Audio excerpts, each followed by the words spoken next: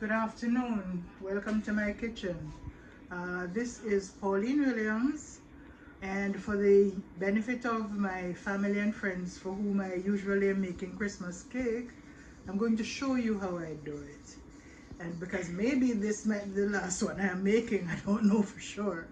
So, I've assembled together 1 pound of sugar, Brown sugar, right? brown sugar, Mm-hmm. a pound of butter. In here I have 9 eggs, which I'm gonna do a little input a little at a time. I have here the zest of 1 lemon and the juice from the lemon. So when you say this might be the last time you're making the cake, please elaborate. I don't know if I'm gonna have the strength to do it next year. Or I don't know if I'll Still feel like willingness? doing it next year, because quite frankly I wasn't even up to it this year. So how did you like start getting? What is the relationship with you on like Christmas cake? Like, why is it important? Christmas cake is a Jamaican tradition. When my mother was alive, she was the baker. I was more of a cook than a baker, so I was never really interested in actually getting acquainted with the process more than just as a passerby, and at the end of the mixing process, Licking the bowl, of licking the course, of bowl. course. So when my mother migrated, I felt lost somewhat when it came to Christmas. I had my own family and stuff and wanted to put the cake on the table. So the cook at my office at the time, Miss Dulcie, God bless her, Mm-hmm. she's still alive. We were working at Unimotors and she's the most fantastic cook. I asked her if she could help me out. And so she told me the things that I should take to her. And for about 5 years, Miss Dulce was making my Christmas cake. Then here comes year number 6, Miss Dulce got sick.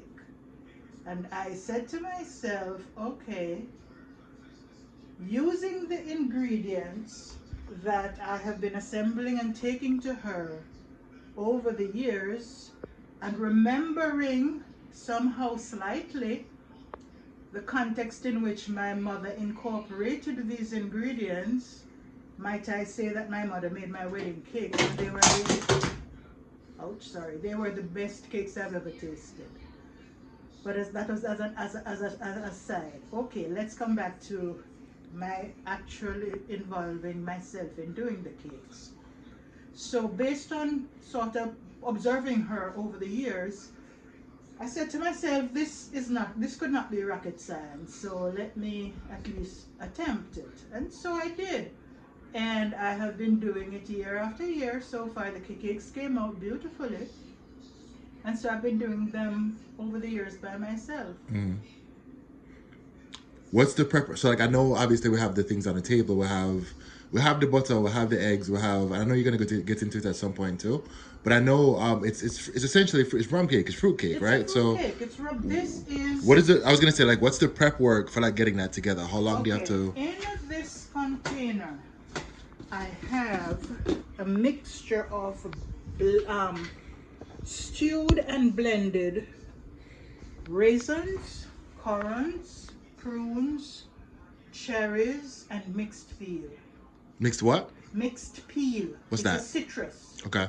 So you get it when you're buying the fruits. It is in a pack there with a multicolored product in the pack, and that put the citrusness into the So it gives it like the. combination. It gives us a citrusy flavor Okay. to the other more like bland, sweety fruits kind of a thing. Because it's like currants and a bunch of other things in there too, right? Currants, raisins, prunes. Some people put dates and figs. I don't go that far. Mm.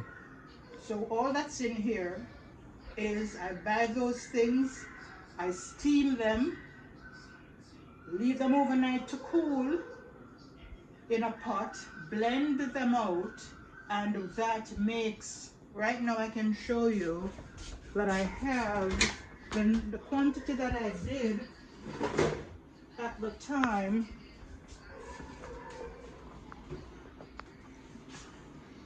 I have quite a few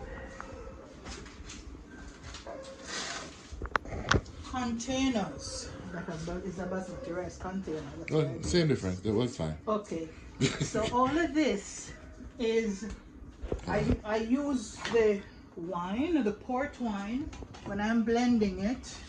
I use this is a Fairbanks port, and I sort of cover the fruits in the pot with the amount. I can probably use about 2 bottles of this depending on how much fruit I have in the pot. Okay. And then added to that, I'll use the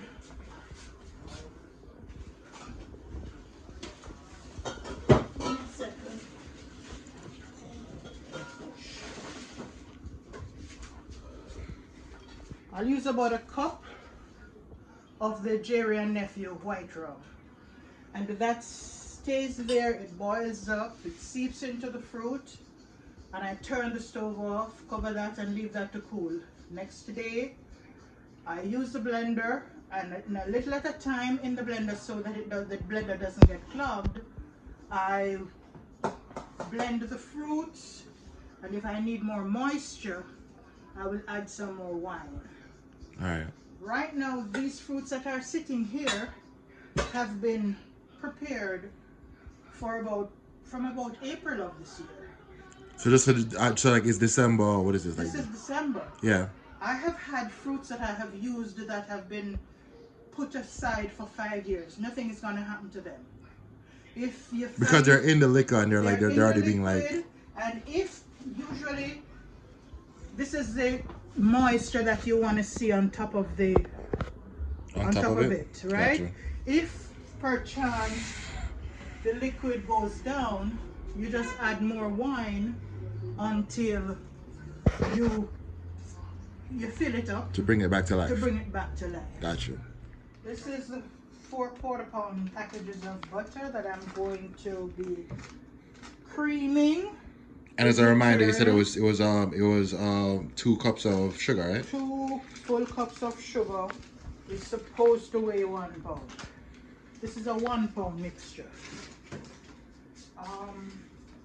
I usually blend this out in a blender, but it takes a little bit more time because you have to do it a little bit at a time in order not to have the blender malfunction. So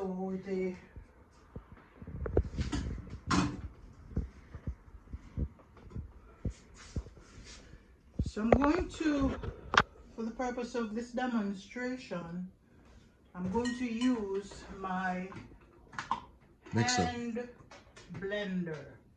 If I can get it in, of course.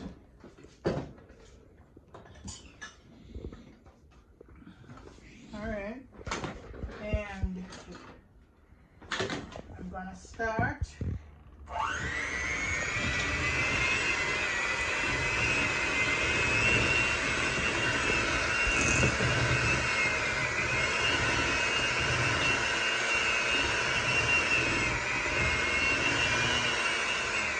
It's a timely process, so you need to have patience.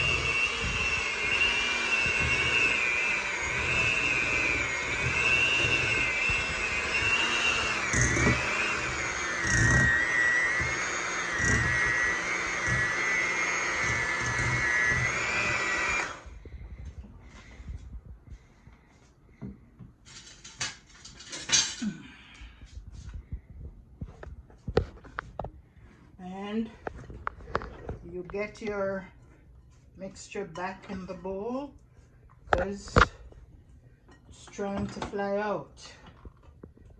And you didn't give it wings, so it doesn't need to be flying all over the place. Get this back, some room in here.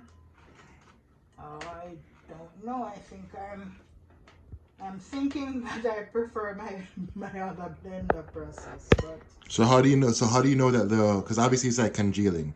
So how do you know that it's the right texture that you need it to be? I'm going to be adding in the eggs. after a while, but I do this creaming process has to be gone through first. Yeah. And I just follow the, as I say, I follow the instructions of the 1 pound mix. But the sugar and the butter has to be creamy first.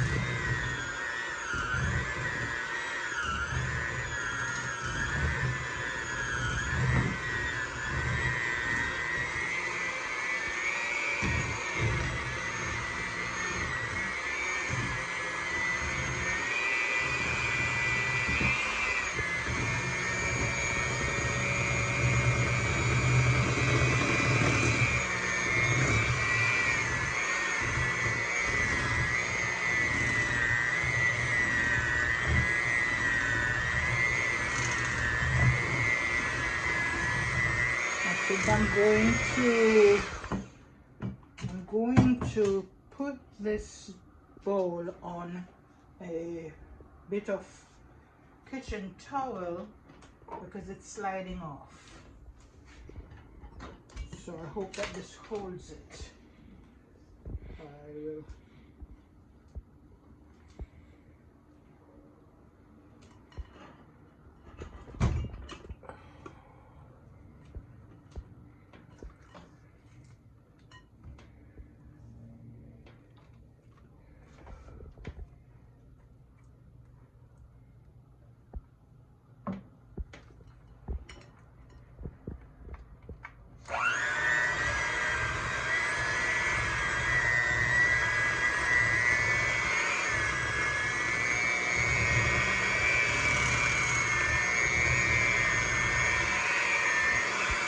Now into this, I'm going to start adding the eggs very slowly, 1 or 2 at a time.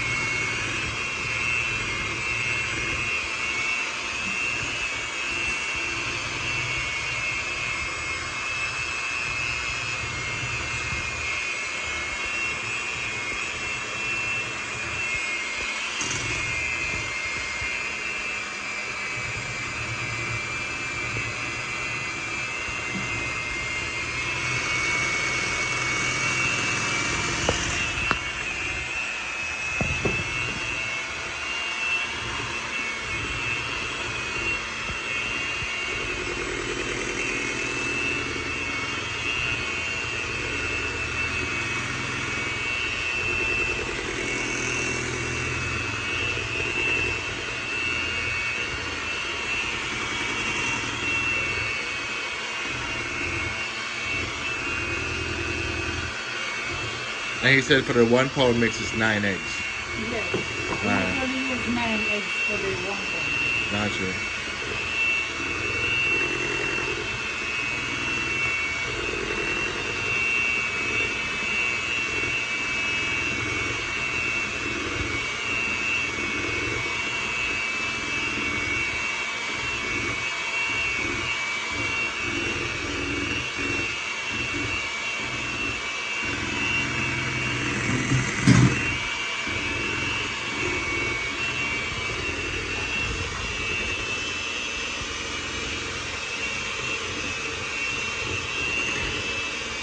After I've added the eggs, I will go ahead and blend in the lemon juice. How many lemons? 1 lemon. And I use the same lemon. I grated the bases first before opening the lemon and juicing it. So essentially the zest is just the skin, right? That's what it is? That's the skin of the lemon. And what this does is cuts down the rawness from the egg. Okay. Because I did not take out the eyes of the egg first. I used to do that, but I stopped doing it and just incorporating the lemon and the lemon juice. You can use the lime as well. So you're saying, so if you take the eyes out of the eggs, then you don't need. But then I'm saying, like, if you take the eye out of the egg, then you don't necessarily need to do this part. Not necessarily, because it is the thing is not as the cake is not doesn't have the raw taste. Yeah. Because the eye of the egg is where all of that comes from. Got you. Got you. Alright. Where are we now? Okay, so this is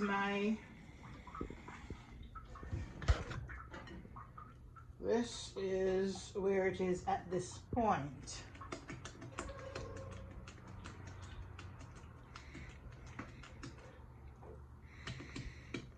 At this juncture, I will add my fruit.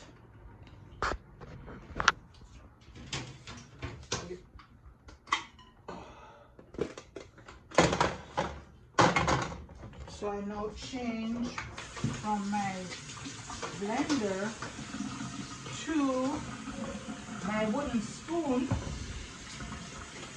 because you don't want to overblend. And like the fruit's already been blended anyway, The so fruits have already been blended, so it's just now a matter of mixing them in. of course.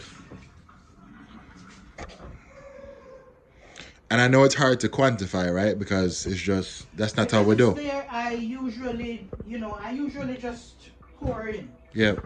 But it is suggested that you use 2 cups, but I'm usually using more than that. This is two, like 2.5 cups, and I'm gonna put another, because I like my cake to be very fruity. And I might still, if I find room, I might still add some more. And it just adds to the body of the cake, right? That's what it is. Does. All right.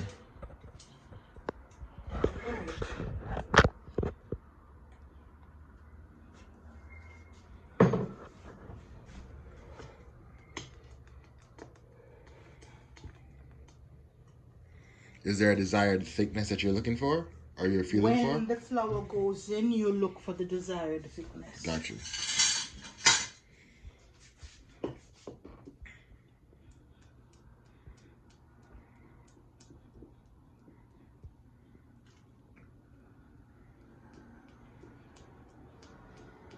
Make sure that everything is, all of your butter and sugar mixture is incorporated.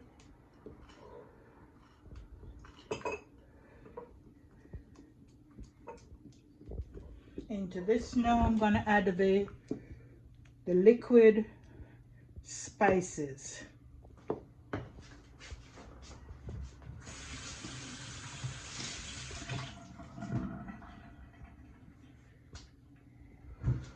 There is my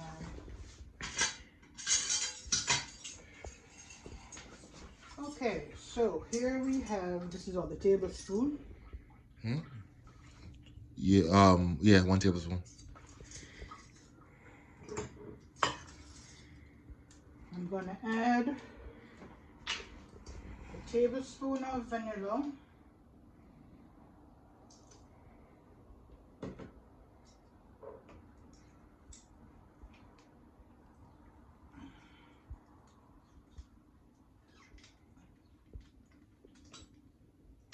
A tablespoon of rose water.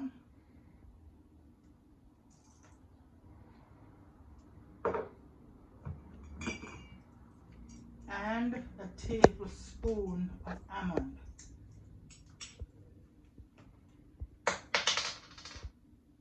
Is that like an extract? Almond extract, vanilla extract, rose water.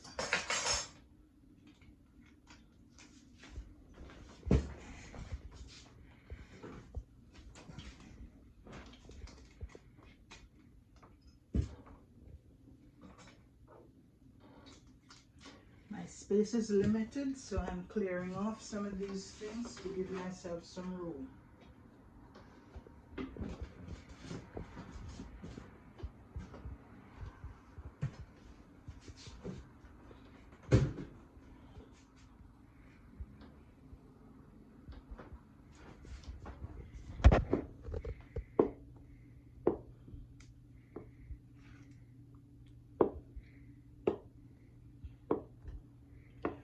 into another container, I'm going to be sifting my flour and adding the dried ingredients. So let me get another container. I'm going to need 1 pound of flour, which is 4 of these spoons. 2 of this is half a pound.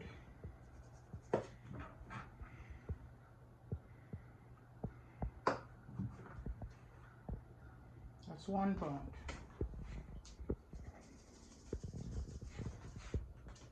I'm going to get some breadcrumbs in there too. So you're going to use a cup, you said? 1 cup of breadcrumbs. Mm-hmm. The breadcrumbs assist with the absorption process and makes it more moist. I'm gonna add my other spices now. The dried spices. I need a tablespoon of, I need 2 teaspoons of baking powder. I think that is what it is. And I use a heaped teaspoons. Mm-hmm.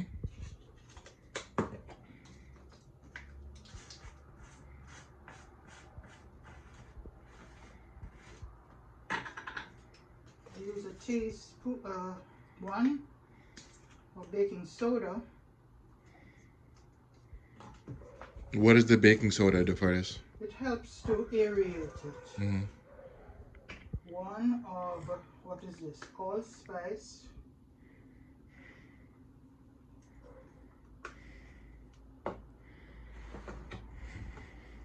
1 of mixed spice.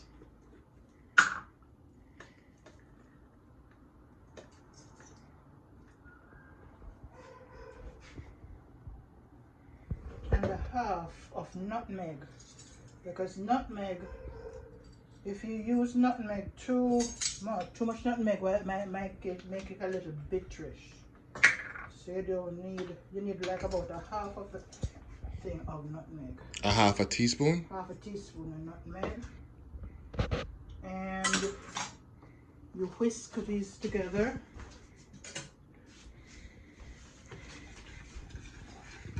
Oh, you need a salt.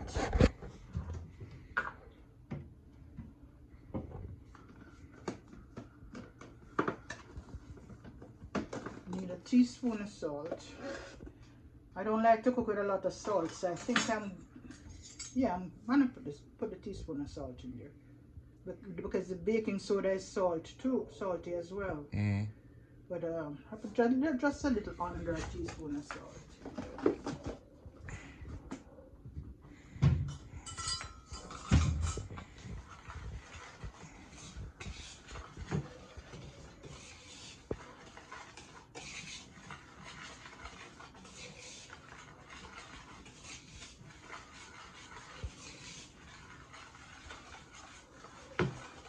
Alright.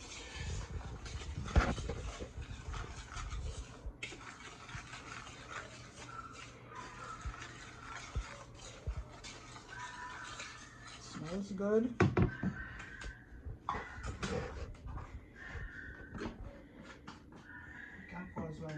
Okay, now I think my original container has outlived the size that I need to incorporate both the dried and the wet ingredients.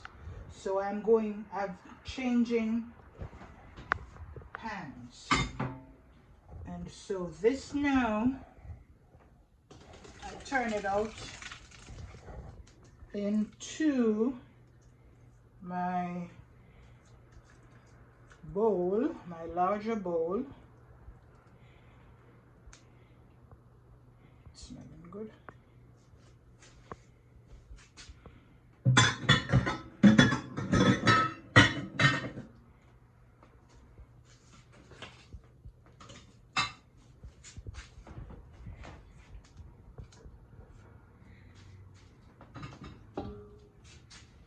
Okay, into which I'm going to sift the dry ingredients. And you sift it just to more evenly spread the stuff. You sift it a little at a time.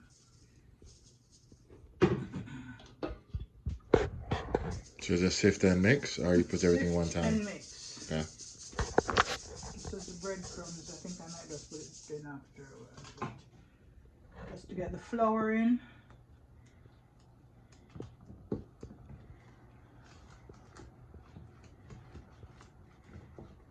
Oh yeah, because obviously as you do this, it's gonna get thicker, so you're gonna get to where you want to get to, right? Yeah.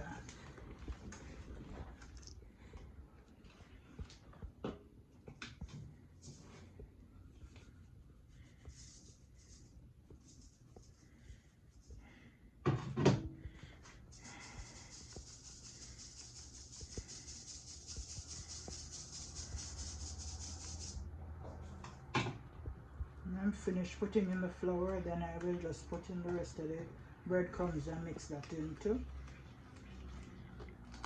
But for some reason, Mama is always sifting the flour in, so.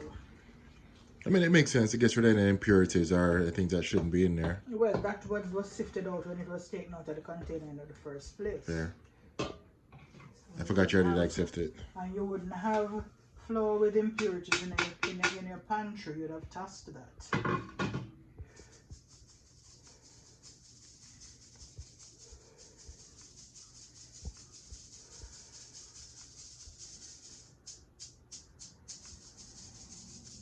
This I'm gonna still put back because it's breadcrumbs, and the crumbs are bigger than the holes of the strainer.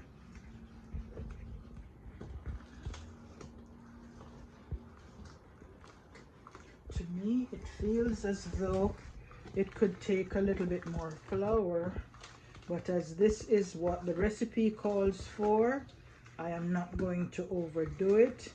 And it's not very often that I work with the breadcrumbs, so maybe that will do the rest of. Maybe that expands and it changes. Right. So like, but just what's the? I know there's like a rule of thumb as far as like when you're usually doing it, right? So the idea is that like the spoon is supposed to stand up if it's. Yeah, but it does not necessarily happen because it depends also on the size of the level container and and the amount that you have in there. Got you. So like when you're doing bigger quantities, I usually have the spoon can stand up a little bit more rigid. Yeah. So now I'm just gonna add this back.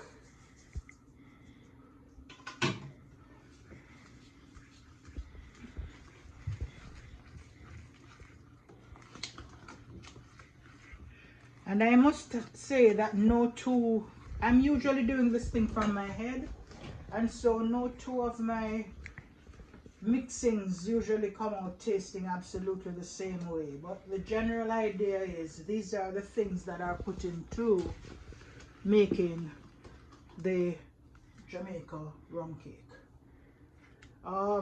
So your fruits are blended, but again, like it's possible to do it without blending the fruits. Yes, it is. Yeah. And you're the reason I blend my fruits. Well, them not know that. You asked the question. But for clarity, for anybody else who may not actually Yes, if blend their people like fruits, to yeah. taste the fruits in their pudding, then go right ahead. Mm-hmm. You just skip the blending process. But you stew them and you bottle it. Mm-hmm. This smells to me like it could take a little bit more white rum. What says you? I mean, I'm always here for more white rum. So here you go. Oh, is that yeah? We're down to open ones. In a bottle here.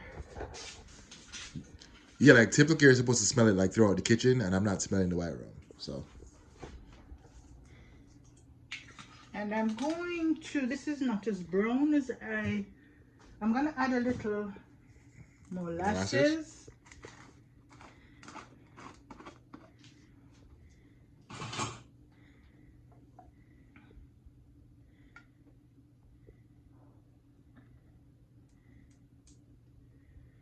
And molasses is for color, but is it also sweetness? Taste, also sweetness. Yeah, yes. Because it's sugar essentially, Sugar, right? Yeah. brown sugar. Or burnt sugar. And I'm also going to put a little bit more browning in there so that the cake the color of the cake is a little darker. You can have it as light as this if we want to, but I have the browning and some people like a browner cake. So here goes. Not too much, and you do it a little at a time because you don't want it too brown.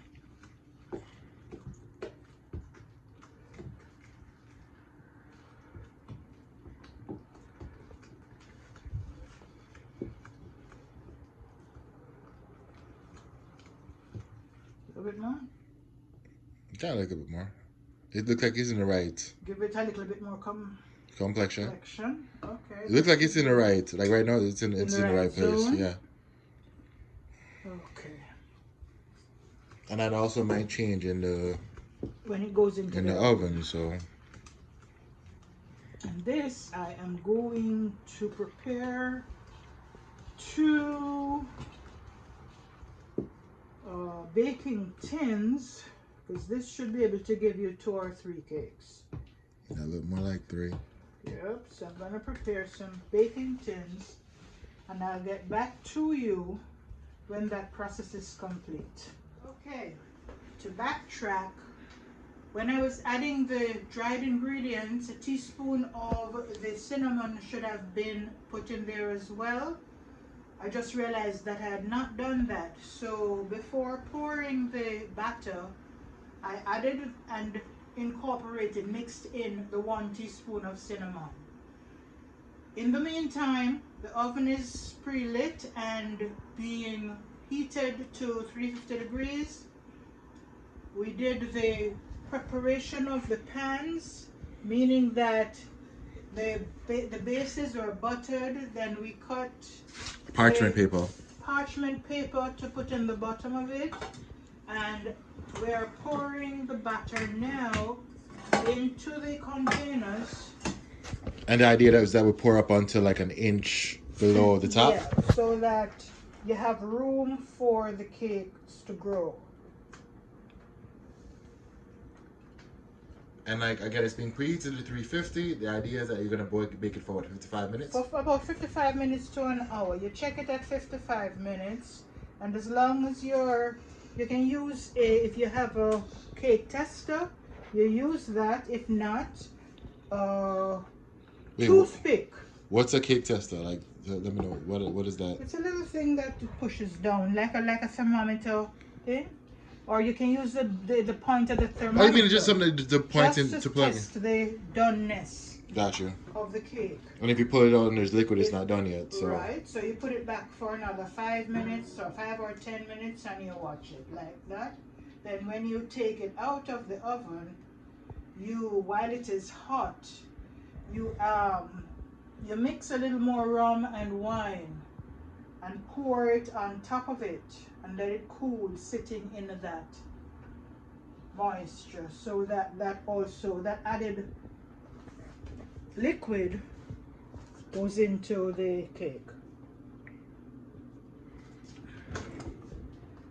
I'll show you when that time comes. I'll show you what I mean. All right, so cakes are ready to go into the oven. And into the oven as well, on the bottom shelf, I'm going to put a container that has water. And the purpose of that is to have the cake steam and do not dry out too quickly. So just getting this set. Do that to get out air bubbles.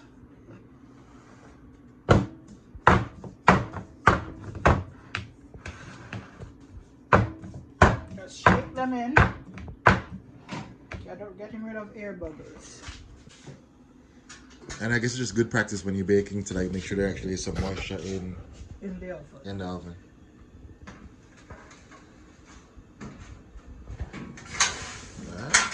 Yeah. Okay. What we didn't do is we should have put it in there before. So be mindful of your pilot light as you put in the water in. Yes.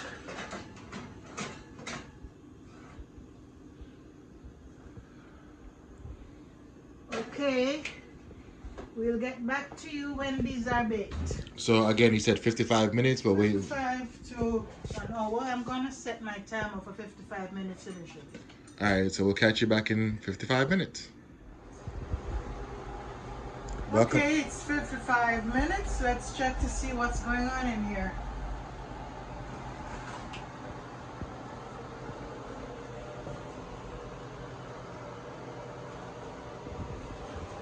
You look really good. Done. Done. Done, and done. And done. All right, so you said like you use the toothpick, right? Or you want to use a knife?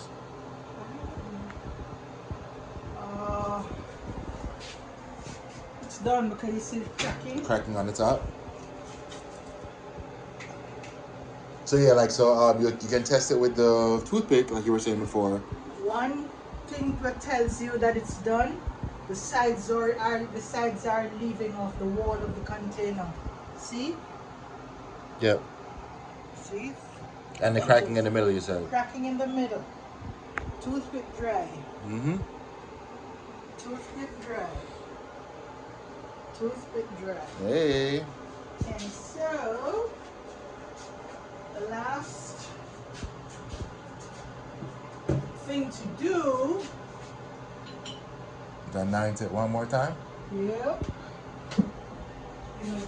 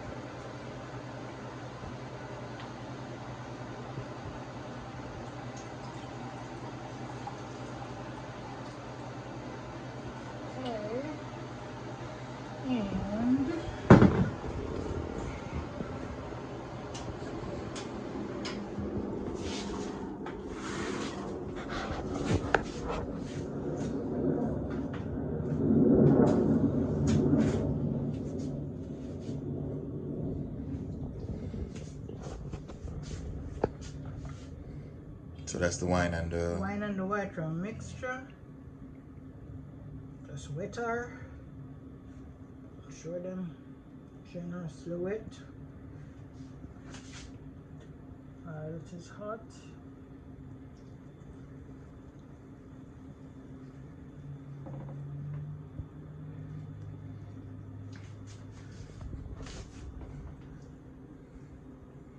And if you keep the cake out of the refrigerator for a while, you can just continue to baste it like this over time, and it will be okay. So this little bit is left. What do I do with it? Let it remain for another set of baking. I'll put that in here and use this when I make the next batch. All right. Anything else you want to say to the people? That's it. Thank you for being with me. I hope you try it and yours come out good, very nice. I'm sure it will. Have a great day and enjoy your holidays. Bye-bye. Thank you.